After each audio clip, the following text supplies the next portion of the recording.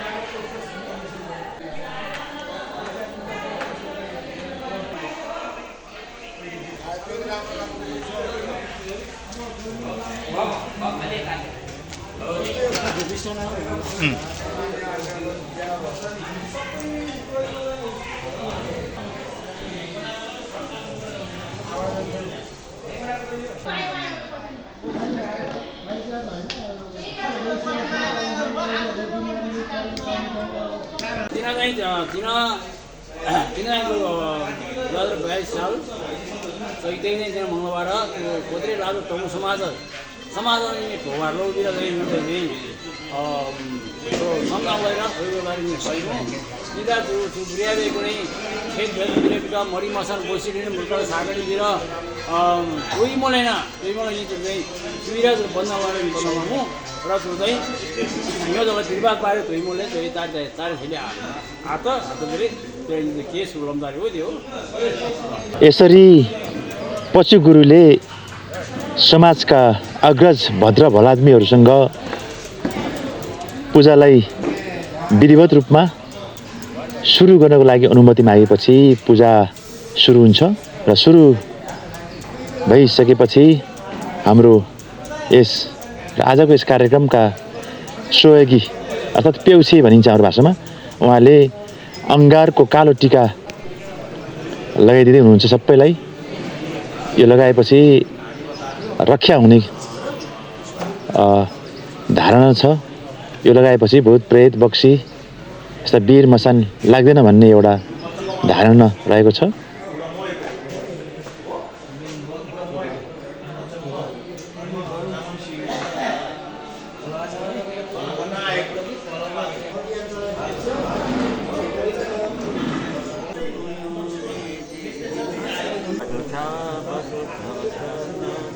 Sakati Bira Masana Toyo Muli Sayedi Muyanara Mare Toku Chumi Muya Toku Chumi Malanga Dingasya Kaukalisa Ranga Nidu Madala Madala Protali Noro Nidu Madala Madala Protali Noro Tula Nidu Niji Nidu Tangi Peda Soji Jala Raja Peda Soji Jala Raja Peda Soji Jala Raja Peda Soji Jala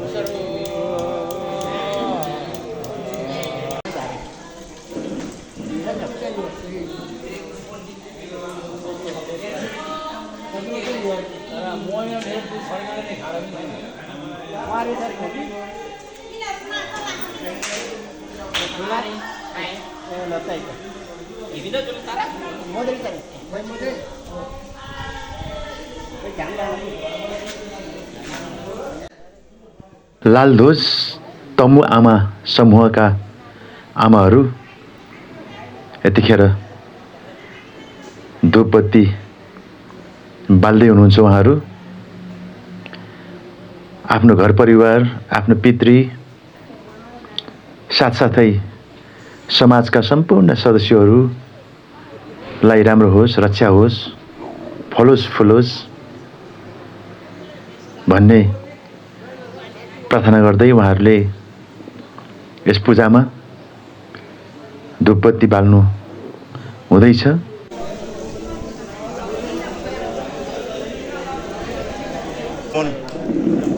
ल ल हो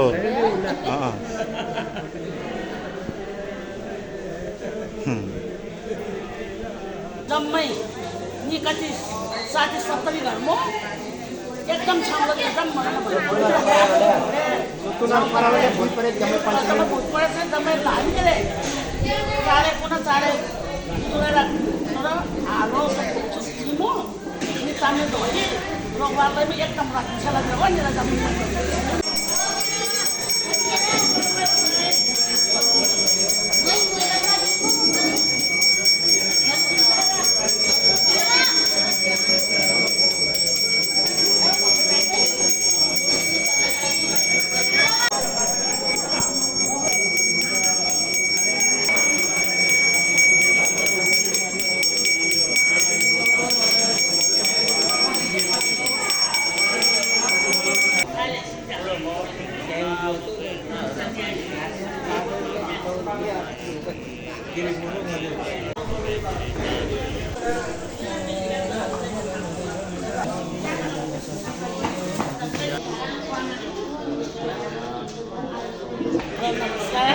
Yang balai ni kena tu yo tamu tiba tim sama banira ye rohbat ni boleh saya alai mu oi alai tu sakai kek kiri tu je basi ni banira na alai lo itu mah meram tu chau tak dari yo lai roh dia ke ahad dari bera itu rohbat lo bera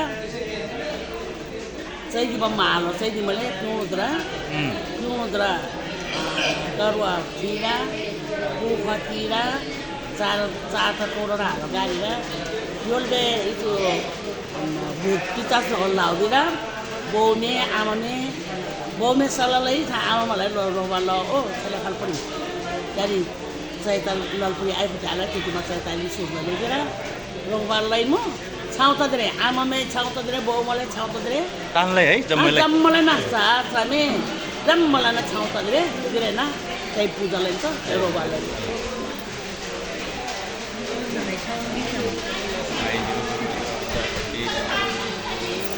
यतापट्टि भाउ यतापट्टि माइजू र आमाहरू यतापट्टि हाम्रो बहिनी यतापट्टि दिदी भाउजू भावी यतापट्टि अब साथीहरू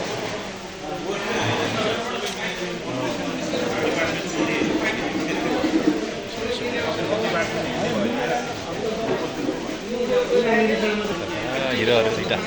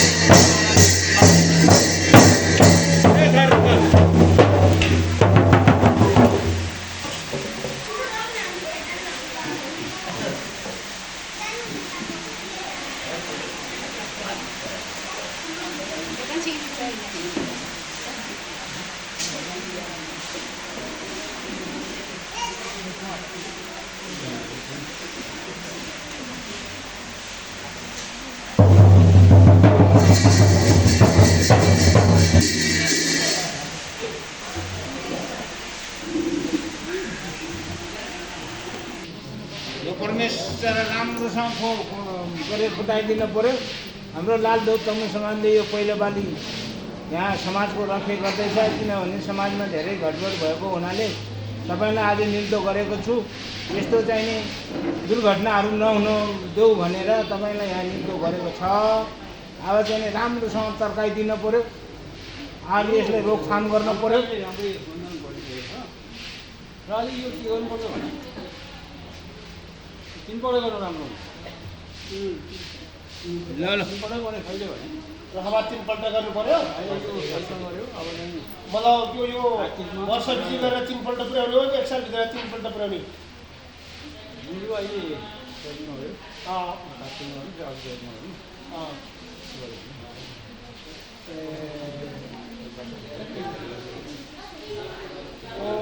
यसलाई रोक के यस्तो रोकेर केही छ रोक्न सक्दैन, रोकथाम गर्न मिल्दैन। बन्द परिरहेको बन्द गरिदिनु होइन?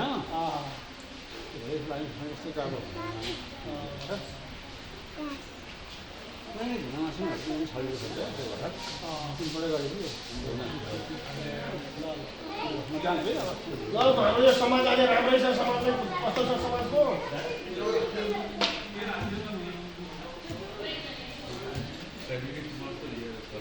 भविष्य कस्तो छ समाजको?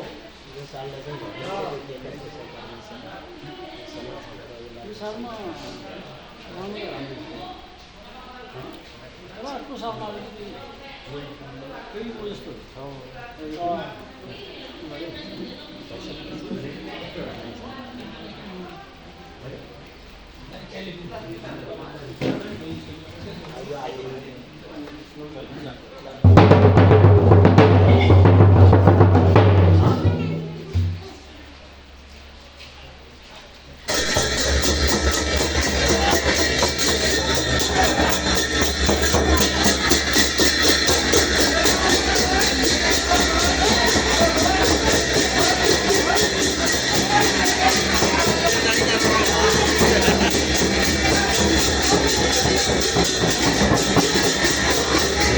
ठुलोबा नमस्ते।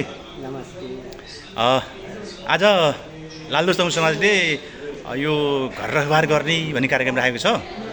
यसमा चाहिँ यो रखबार गर्ने कार्यक्रम यो कहिलेबाट चलाएको यो रखबार भन्ने कुरो चाहिँ यो कहिलेबाट भन्दाखेरि पहिला जुन हाम्रो पुर्खेली परम्पराबाट यो हाम्रो गुरुङ शास्त्र तेलु हुँदै आएको थियो। हजुर। त्यतिखेरबाट नै यो तीबार गर्ने छुट्टै हो, यो ठोबार हो। यो हाम्रो यो लाल ध्वज समूहलाई चाहिँ नि रखबार गरिदिनु पऱ्यो, ठोबार गरिदिनु पऱ्यो भनेर चाहिँ हामी आएको छ। यो ठोबार गऱ्यो भने यो गाउँ ढोवारलाई सबैले नै रक्षा हुने हो। यसमा भएको यो भूत प्रेत डुलुवा पिचास मसान जति पनि छ यिनीहरू सबै पन्छाउने र अब हामीले चाहिँ आराम पाउँछ, त्यसबाट छुटकारा पाउँछ भन्ने हाम्रो गुरुहरूको मान्यता हो र हामी अहिलेसम्म यो गर्दै आएको पनि छ र राम्रो पनि भइरहेको छ। जस्तै भिरबाट लोटेको पिचास मसान, खोलाले बगाएको, आगोले खाएको, यस्तो आगति परेर मरेको डुलुवा पिचास मसानहरू हुन्छ। वीर बेतलाहरू पनि हुन्छ। यस्तोहरूले चाहिँ पन्छाउनको लागि त लगाउनको लागि हामीले ठोबार गरेको हुन्छ। म सानो हुँदाखेरि चाहिँ नि हाम्रो भङ्गारा, हाम्रो भुजिगुट, हाम्रो तम्बु बस्तीहरूमा चाहिँ मजाले वर्षै पछि गरेको मैले थाहा पाउँथेँ ठुलोबा। हाम्रो समाजमा चाहिँ अहिले अब धेरै वर्षपछि अहिले पहिलोचोटि हामीले प्रयास गरेका छौँ। यो नगर्दाखेरि चाहिँ हुँदैन होइन, गरिबर्छ है? गर्नु चाहिँ एकदम राम्रो। हाम्रो तम्बु बस्ने जग्गामा चाहिँ अब यो ठोबारहरू गरिराखेकै हुन्छ। यो ठोबार चाहिँ 1 वर्षमा 3 फेर गऱ्यो भने 12-15 वर्षसम्म यहाँ जति पनि सताउने डुलुवा पिचास मसानहरू छ हजुर, अब यिनीहरू सबै तर्किन्छ। जस्तै मैले हाम्रो भुजिगढ गाउँमा चाहिँ हामीले 1 सालमा 3 फेर ठोबार गरेको थियो। गर्दाखेरिमा त्यो भिरबाट लोटेर मरेको पनि हटायो, बुङ्गा गाने पनि हटायो, जलमसन पनि हट्यो, कालो वीर पनि हट्यो, नरसिंह वीर पनि हट्यो र अहिलेसम्म निस्केको छैन। अब अहिले चाहिँ 25 वर्ष पुगिसक्यो र अझै पनि निस्किएको छैन भने हाम्रो यो गुरुङ जातिको यो ढोबार गर्ने पछिहरूले गर्ने चाहिँ शक्तिशाली चाहिँ शास्त्र हो र यसले चाहिँ यो डुलो 50 मसान भूतप्रतिको लागि चाहिँ धेरै निर्माण गरेर चाहिँ छोड्छ। यति हाम्रो गुरुङ शास्त्रमा चाहिँ सत्यता छ। भनेपछि अब हामीले आज गरियो नि ठुलो भा आज गरेपछि हामीले यो महिनै पछि गर्ने हो कि वर्षै पछि गर्ने हो कि हप्तै पछि गर्ने हो कि यो कति कतिमा कहिलेसम्म यो एकचोटि अहिले गरेपछि हामीलाई यो शक्ति कहिलेसम्म रहन्छ खास तपाईँहरूले भन्नुपर्दा वर्षको 3 चोटि हो। चोटिमा अब अहिले चैतमा गऱ्यो अब साउनमा ढाँडो कातिकमा गऱ्यो भने एक सालभित्र 3 फेर हुन्छ। यति भएपछि 15-20 वर्षले चाहिँ ढुक्कै हुन्छ। यहाँ चाहिँ लागु भएको जति पनि हामीले दुःख दिनेहरू छ स्तर सबै पन्छिन्छ। यति चाहिँ ग्यारेन्टी हाम्रो सत्य ज्ञानको सत्यता छ। यो भनेपछि त सालमा 3 चोटि पो गर्नुपर्ने है सक्यो त अहिले पहिलोचोटि मात्रै गरेर छोड्यो भने झन् जिस्किन जान सक्छ। प्लसी भइहाल्छ। जस्तै पछि लेखेर गर्ने बेलामा त्यहाँ चाहिँ अब जनताहरूले त्यति विश्वास गरेन, अनि शिक्षाहरूले त्यति विश्वास गरेन र उसले छोडिदिएपछि के भयो त फेरि आकाश पाताल पूर्व पश्चिम उत्तर दक्षिणको भूत प्रेत डुलो पिशाच वीर बेताल जम्मै चाहिँ निस्किएर फेरि गाउँलेले दुःख दिन लागेपछि फेरि उहाँ आफूले फेरि बोलाउनु पऱ्यो खोजमेल गरेर चाहिँ ऊ अवतारीले बोलाएर फेरि एक घोबार गर्दाखेरिमा शान्त भएको थियो र अब हामीले पनि त्यही गरेर शान्त भएर आइराखेकै छ अहिलेसम्म। नहुने भए त किन बनाउँथ्यो र हो त नि। अब त्यस कारणले चाहिँ एउटा विश्वास हो र सत्यता पनि हाम्रो यसमा छ। हस् त धन्यवाद छ तपाईँलाई। र यो रखबारको विषयमा अब हाम्रो लालदुसम समाजका वर्तमान अध्यक्ष क्याप्टेन सुखबहादुर गुरुङ ज्यूसँग यो रखबार गर्दा के हुन्छ नगर्दा के हुन्छ यो चाहिँ कहिलेको चलन हो यो विषयमा थोरै जानकारी लिन चाहे। आदरणीय दर्शक महानुभावहरू हेर्दै गर्नु होला। र मामा यो रखबार चाहिँ छ नि आज गर्न आँटेको हजुर योभन्दा अगाडि गर्नुभयो कि भने हाम्रो समाजले गरेन योभन्दा पहिला त सबै आफ्नो घरमा गर्ने थिए। हामीले यसपालि चाहिँ नि यसो हाम्रो समाजको बुजुर्गहरूसित पनि सल्लाह लिएँ र अब एउटा कहावत छ कि बारबारै तिल जोगिन्छ अरे भन्ने एउटा उखान थियो। त्यस्तै मुताबिक हामीले पनि अहिलेसम्म गरेर सबै आफ्नो घरमा गर्थ्यो। यो पालि चाहिँ नि पुरा समाजले नै गरौँ सबैलाई राम्रो होस् भन्ने विचारले हामीले अहिले समाजमै गरेँ हामीले। अनि यो यसमा यो हाम्रो खेकी गुरु छ नि पछि पैडीहरू यो कहाँबाट ल्याउनु भयो कताबाट आए उहाँहरू यतै छ कि हाम्रो समाजमा छ कि कता अन्तै टाढैबाट आयो कि यतैतिर छन्? यो चाहिँ एक्चुअलमा हाम्रो नेत्रबहादुर गुरुङ भङ्गारा जितबहादुर सुनप्पा 2 भङ्गारा र जितबहादुर गुरुङ यिनीहरू सबै खेती नै हो। पछि काम गर्दै हिँड्यो होला। उहाँहरू आउनुभएको छ आज होइन? उहाँबाट आउनुभयो। र यो फेरि अब यो महिनै पछि गर्नुपर्ने हो कि अब यो हप्तै पछि हो कि अब वर्षको कतिचोटि गर्ने के भनेछन् मामा कसरी यो गर्ने? यो चाहिँ नि महिना पछि हप्ता पछि होइन। यो चाहिँ नि सालमा आफूले गरे भए गर्न सक्नु सालमै हो। अब अहिले हामीले गरिहाल्छौँ तर अर्को साल फेरि समितिबाट पारित हुनु पऱ्यो, निर्णय गर्नु पऱ्यो। फेरि गर्ने भन्ने सल्लाह भयो भने फेरि आगो पनि गर्ने।